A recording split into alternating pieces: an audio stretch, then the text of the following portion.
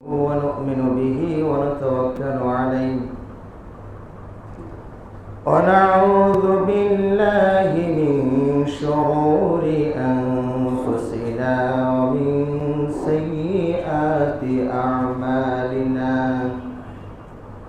من يهده الله فلا مضل له ومن يضلل فلا هادي له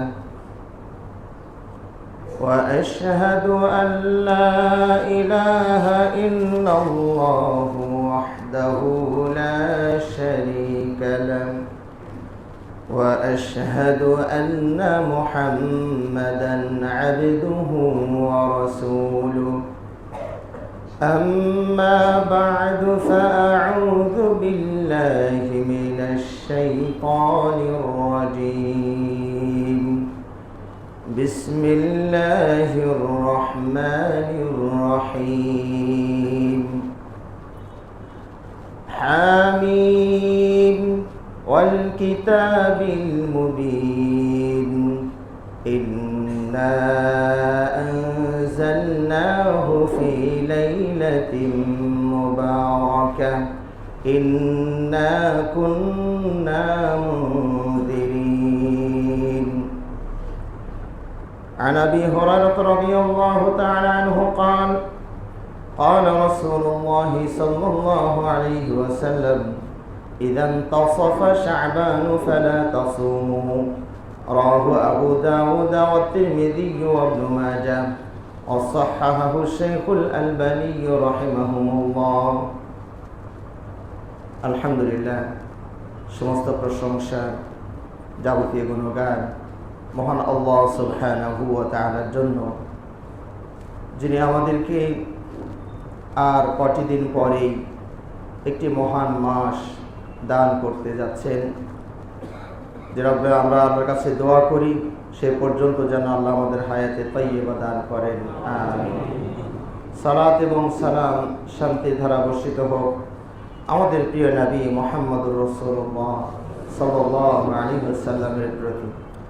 সমবেত সম্মানিত মুসলিমবৃন্দ, আজকের এই পবিত্র খুতবায় আমি আপনাদের সামনে যে বিষয় নিয়ে আলোচনা করার ইচ্ছা পোষণ করি সেটি হচ্ছে শাবান মাস করণীয় ও বর্জনীয়। আল্লাহ নবী সাল্লাল্লাহু আলাইহি ওয়াসাল্লাম এই শাবান মাসকে বেশ গুরুত্ব আরোপ করতেন, বিশেষ করে সওম পালনের দিক থেকে। আয়েশা রাদিয়াল্লাহু তাআলা আনহা বলছেন যে আল্লাহ নবী সাল্লাল্লাহু আলাইহি ওয়াসাল্লাম শাবান মাস পুরোটাই সওম রাখতেন। কোন কোন বর্ণনায় এসেছে ইল্লা কালিলান, তবে কিছু কিছু ছেড়ে দিতেন। তো এই হাদিস থেকে বোঝা যায় যে শাবান মাসে নফল সওম বেশি বেশি রাখা উত্তম, ভালো। এর হিকমত হিসাবে বলা হয়েছে যে সামনে যেহেতু রমাদান মাস আসছে, 11 মাস একটা রুটিন আপনি চলছেন, হঠাৎ করে 11 মাসের পরের দিন রুটিনে এলোমেলো হয়ে গেল, দুপুরের খাবার বন্ধ, সকালেরটা বেশ একটু এগিয়ে নিয়ে গেলেন, রাতেরটা আবার এগিয়ে নিয়ে আসবেন। এই রুটিনটা অনেক সময় কষ্টকর হয়ে যেতে পারে। এই জন্য যেহেতু রমাদানে আমাকে এই কাজটা করতেই হবে, তো প্রশিক্ষণমূলক একটু সাবানি কিছু কিছু করে সওম রাখা, যাতে করে আমরা ওই রমাদানে এসে কোনো বেগ পেতে না হয়, আমরা বেগ না পাই। এটি যেমন একটি ব্যাখ্যা। আবার এটাও আছে, কেউ যদি কারো শারীরিক অবস্থা যদি এমন হয় যে তিনি যদি আবার সাবানি খুব বেশি সওম পালন করেন, তাহলে তার প্রভাব আবার রমাদানে গিয়ে পড়তে পারে। সেটা হলো নেগেটিভ সাইড। অর্থাৎ প্রায় তিনি মাসেও 25 দিন সওম রাখলেন, ও মাসে আবার 30 দিন, এতে করে দেখা যাবে যে ওই ফরজ আদায় করতে তার টানা পড়েন সৃষ্টি হয়ে গেল, কঠিন পরিস্থিতি, কষ্ট হয়ে যাচ্ছে। এইরকম যদি কারো শারীরিক অবস্থা হয়, তাহলে শাবানে এত বেশি সওম পালন করা যাবে না। তো শাবান মাসে বেশি বেশি সওম পালন করার কথা হাদিসে এসেছে।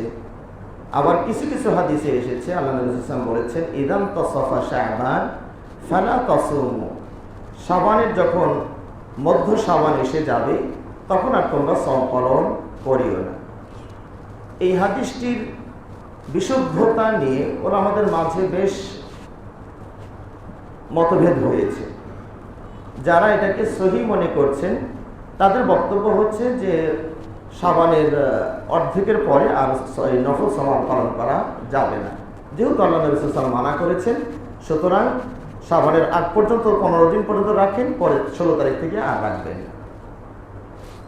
আর যারা এটাকে জয়ীফ মনে করছেন তারা বলছেন যে না, রমাদানের শাবানের শেষ মুহূর্ত পর্যন্ত এই 1-2 দিন বাদ দিলেও চলবে, যেহেতু এই হাদিসটি জয়ীফ। আর নবী সাল্লাল্লাহু আলাইহি ওয়াসাল্লামের আমল থেকে বোঝা যায় যে তিনি এই মাসে প্রচুর পরিমাণে সওম রাখতেন, অর্ধেকেরও বেশি তিনি সওম রাখতেন। না হলে আয়েশা কেন বললেন যে মাসের সবটুকুই সওম রাখতেন?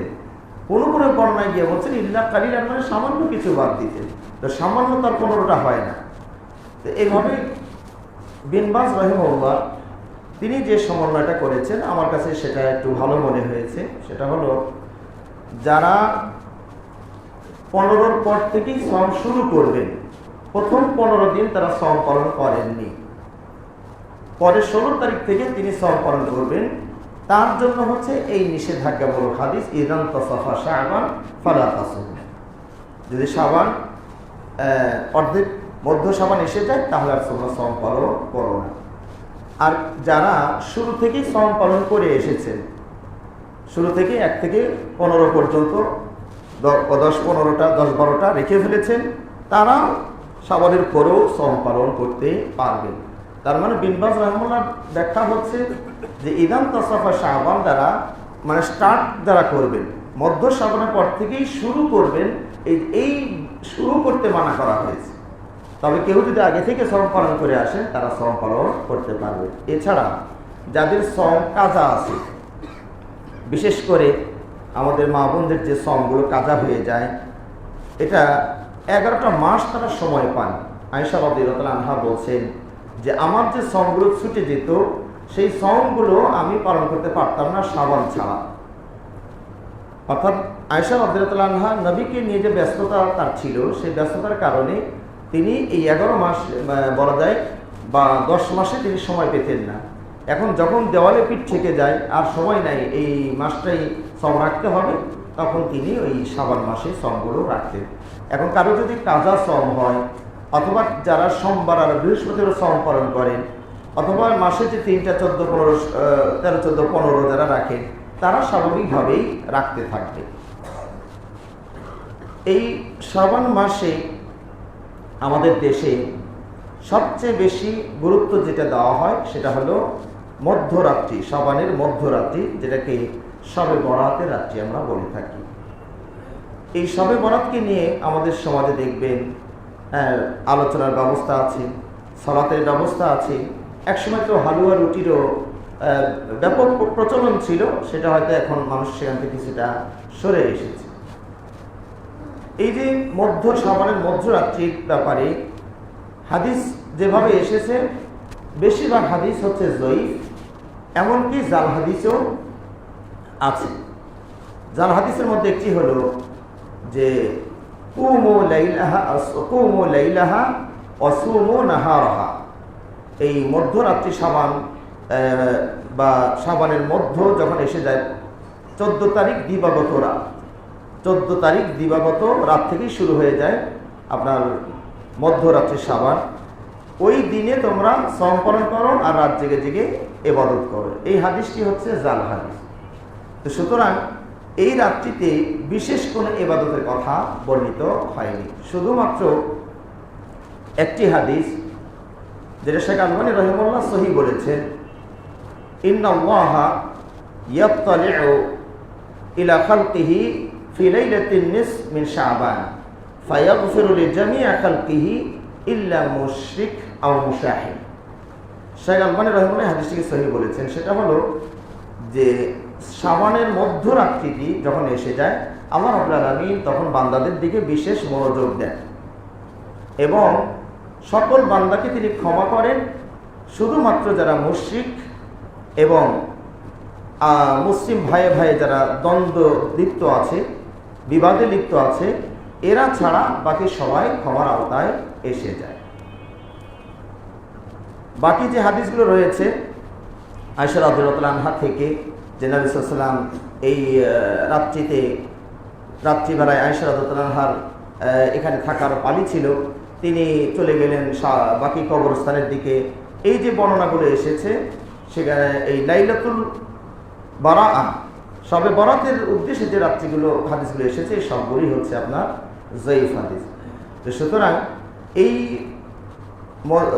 শবে বরাত এখানে শুধুমাত্র এইটুকু ফজিলত পাওয়া যাচ্ছে যে এখানে আল্লাহ রাব্বুল আলামিন অনেক বান্দাদেরকে ক্ষমা করে, করণীয় কিছু নাই। করণীয়টা হচ্ছে হাদিসে বর্ণিত হয়েছে। একটু আমরা যদি বিচক্ষণতার দিকে দৃষ্টিতে তাকাই তাহলে দেখতে পাবো হাদিসে কিন্তু কারণটা বলা হয়েছে।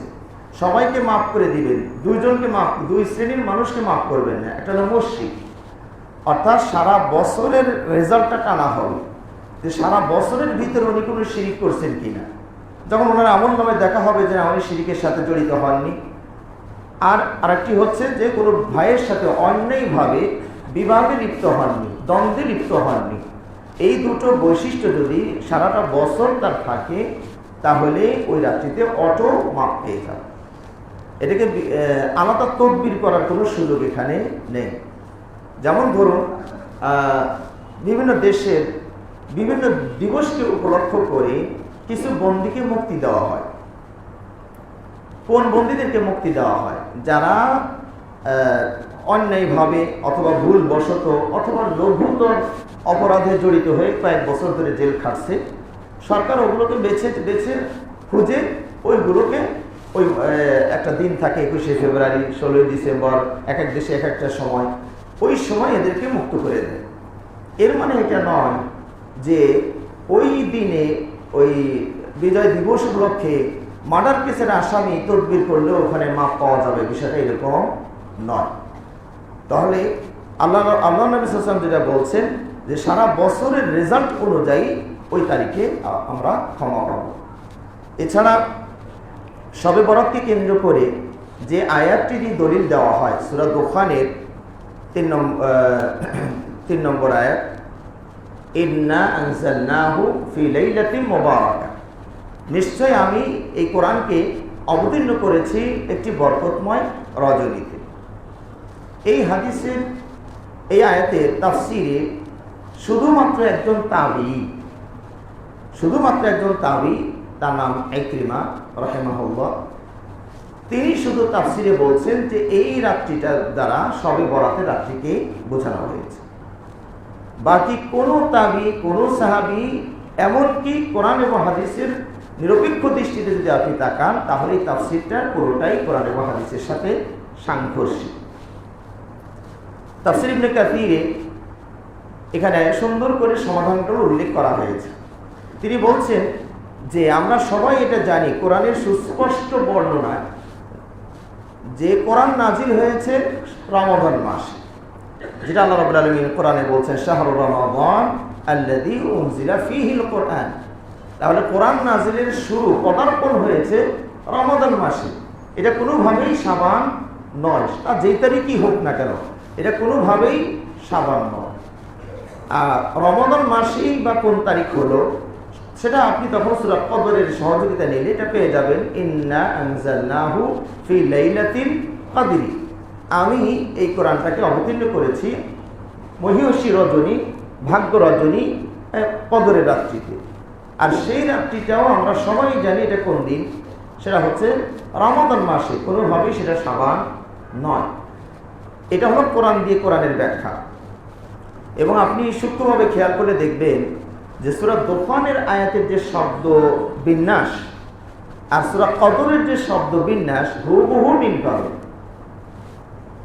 ইন্না এখানেও ইন্না, আনজালনা এখানেও আনজালনা, সেখানেও হু এখানেও হু, ওখানেও ফি এখানেও ফি, ওখানে লাইলা এখানেও লাইলা। শুধুমাত্র ওই সূরা দুখানে মুবারাকা আর এখানে এসে একটা শব্দ চেঞ্জ কদর।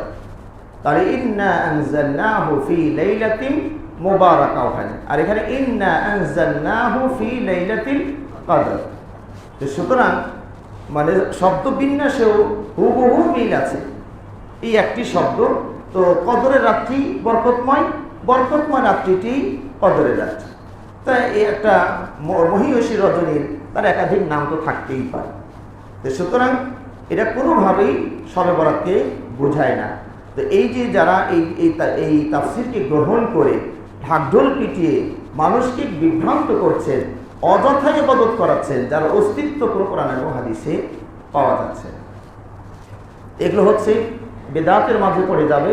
আল্লাহ রাব্বুল আলামিন আমাদেরকে এই বেদাত থেকে আমাদেরকে রক্ষা করুন, আমিন। তো এখানে আরেকটি বিষয় খেয়াল করুন যে ওই কদরের রাত্রিটাই বা কখন, সেটা আমরা হাদিসের সহযোগিতা নিলে আরো বিস্তারিত পেয়ে যাব। আল্লাহ নবী